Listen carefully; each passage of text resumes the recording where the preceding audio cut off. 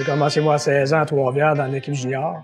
Ensuite de ça, de fil en aiguille, une année, lorsque je suis arrivé, moi, personnellement, professionnel, dans la Ligue américaine, c'est là que je me suis mis plus à y croire. Tu sais, des chances que... Parce que t'en as un gérant d'équipement par équipe. Fait que des chances que ça arrive étaient minces. Il faut croire que j'avais une bonne étoile au-dessus de ma tête, puis je suis mis ici finalement pour 35 années.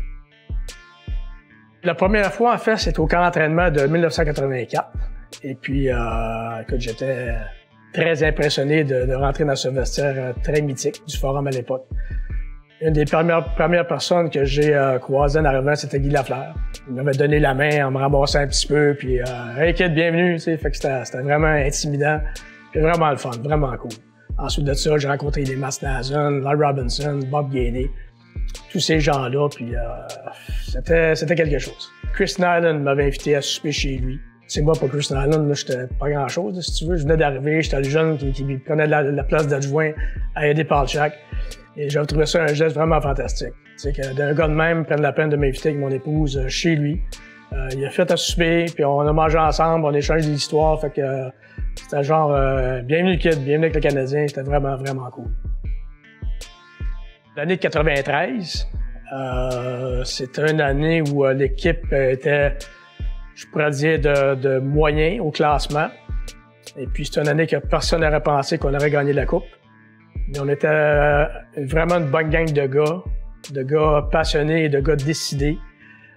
D'ailleurs, c'est ce qui est arrivé dans les éliminatoires. On les a fait de peur, si tu veux. On est rentré juste en éliminatoire. Puis ensuite, de fil en aiguille, avec Patrick Roy et avec tous les autres, la confiance s'est bâtie de match en match, de série en série. On avait plusieurs surtemps. À cette année-là, je pense 11 surtemps qu'on avait remportés. Alors, la confiance était là, puis c'était beau d'avoir allé, puis d'avoir cette équipe-là évoluer, puis pour finalement gagner la Coupe Stanley. C'est tellement plaisant, c'est tellement le fun. Ça fait des mois et des mois que tu travailles pour ce but, puis là, tu es arrivé, tu y touches, là.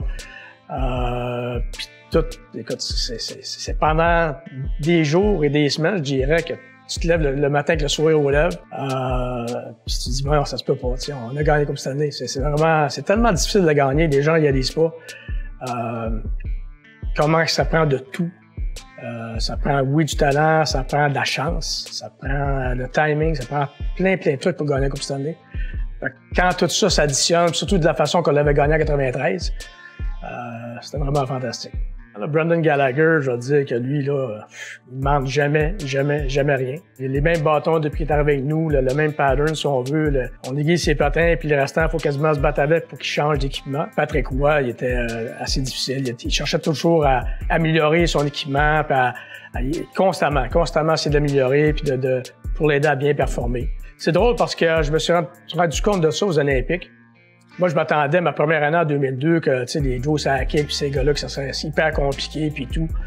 Puis, à toutes les fois, je parlais avec un gérant d'équipement qui avait eu comme Mario Lemieux, le gars m'avait dit, Mario, il dit, accroche un polar dans son casier puis tu l'entendras pas. Puis, comme de fait.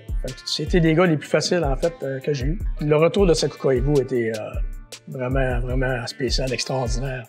Tu sais, Saku, on l'avait vu puis on l'a vu comment fort qu'il a travaillé. Puis pas juste pour revenir en santé, là. Juste ça, déjà, c'est un petit miracle. Parce que lorsque tu vois quelqu'un qui est malade comme ça, tu as toutes sortes d'idées dans ta tête, je veux pas.